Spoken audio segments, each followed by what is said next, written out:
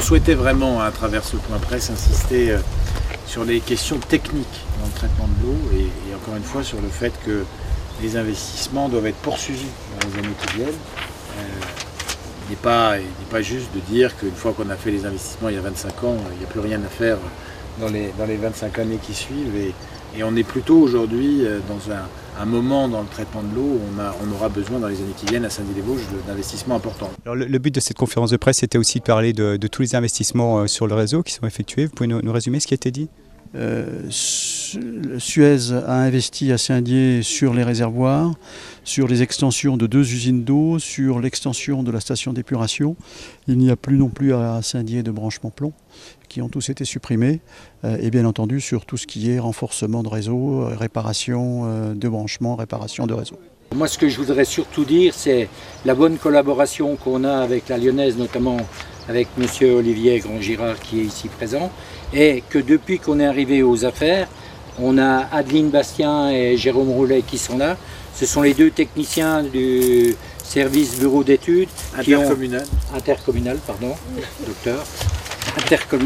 Et donc ces 2 techniciens surveillent tout ce qui est DSP.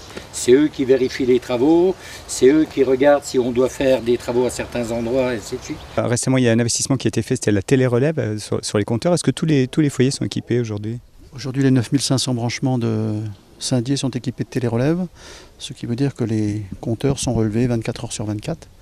Et Suez a mis en place un système expert appelé Aqua Advanced, qui nous permet de suivre le rendement du réseau, c'est-à-dire en d'autres mots l'eau perdue sur le réseau en direct, de détecter les fuites quasi instantanément et d'aller les réparer dans les meilleurs délais et ainsi de faire des économies qui ont servi, qui ont constitué un des leviers de la baisse du prix. Alors aujourd'hui à Saint-Dié-des-Vosges on consomme combien de mètres cubes d'eau chaque jour ? Donc aujourd'hui environ 3400 mètres cubes d'eau par jour. Bon, il y a toujours des variations de l'ordre de 10-20% en fonction de la météo, en fonction de la consommation des industriels, du week-end, de la semaine. Voilà. À Saint-Dié, il y a à peu près 80 sources de 120 km de conduite d'eau, 195 km de conduite d'assainissement, 6 réservoirs et plusieurs usines de traitement, de reminéralisation de l'eau. Comment fait-on pour mesurer la qualité de l'eau ici à Saint-Dié-des-Vosges ? La qualité de l'eau, alors elle passe par un traitement de neutralisation, c'est-à-dire on capte l'eau qui va arriver dans nos stations et puis on va la neutraliser pour pouvoir après la rechlorer, pour la rendre à l'équilibre, pour en rendre une eau potable. On parle d'eau potable dès lors où le pH est neutre, où on respecte un certain nombre de critères. Une eau minérale, par exemple, n'est pas considérée comme une eau potable parce qu'elle est minéralisée. Donc, une eau potable, c'est une eau qui peut être bue par tous.